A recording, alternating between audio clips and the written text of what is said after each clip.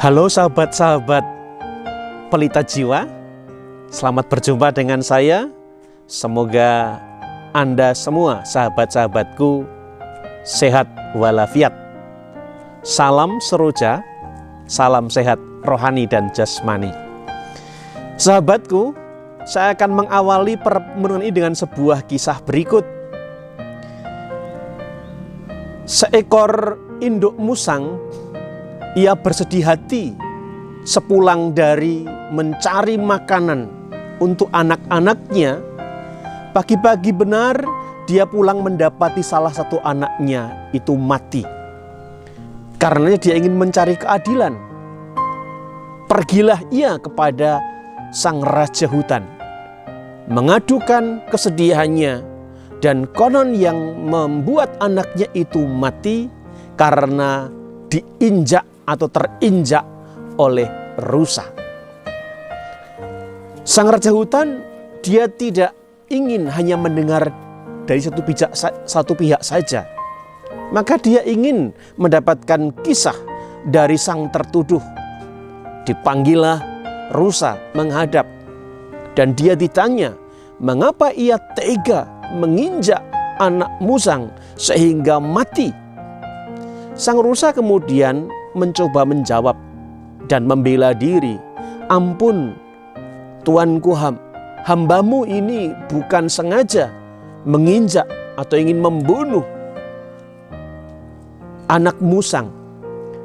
Tetapi hambamu ini terburu-buru, lari ketakutan karena laba-laba yang memasang jaring. Maka bukan hambamu ini tuanku yang salah, tetapi laba-labalah yang keliru. Sang raja hutan pun kemudian memanggil laba-laba untuk datang menghadap.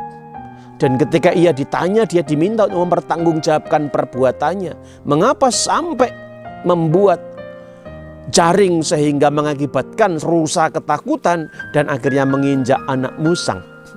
Laba-laba menjawab, ampun tuanku, bukan hambamu yang salah.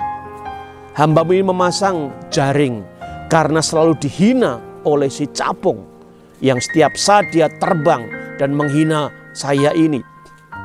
Maka bukan hamba yang salah tuanku, tapi capung. Capung pun kemudian dipanggil.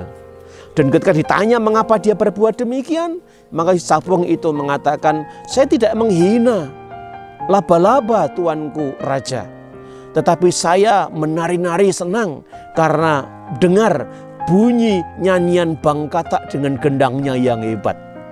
Maka katak-kataklah yang menyebabkan tuanku. Sang raja pun kemudian mulai gelisah, tetapi ia tetap ingin menjaga kewibawaannya dan tetap ingin secara bijak memutuskan perkara. Ia pun kemudian memanggil Katak.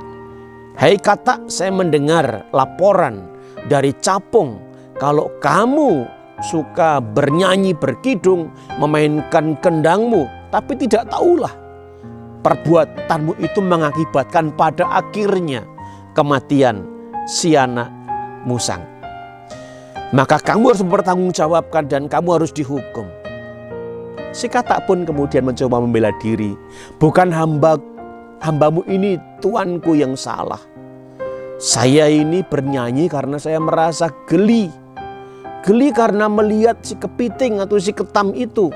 Dia berjalan miring-miring membuat saya geli, maka saya bernyanyi. Maka bukan saya hambamu ini yang salah tuanku, tetapi kepiting.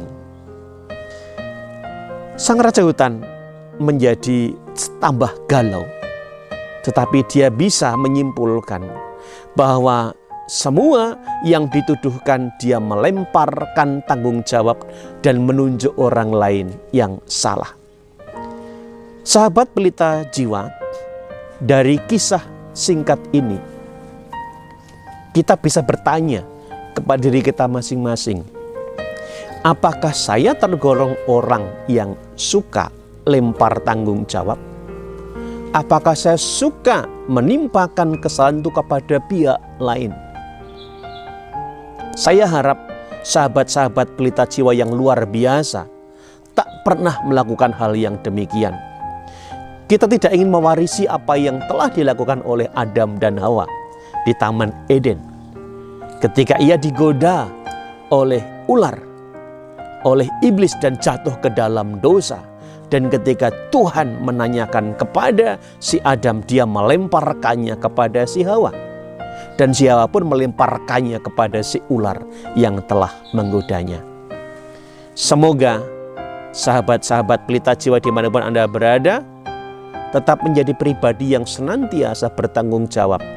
Karena tanggung jawab itu adalah syarat bagi seseorang disebut sebagai orang dewasa. Kedewasaan adalah sikap di mana kita bisa mempertanggungjawabkan segala tutur kata dan perbuatan kita. Semoga permenungan ini boleh menjadi penyejuk hati dan penyegar jiwa kita. Kita akan berjumpa lagi di dalam renungan selanjutnya. Salam Pelita Jiwa, salam seroja, sehat rohani dan jasmani.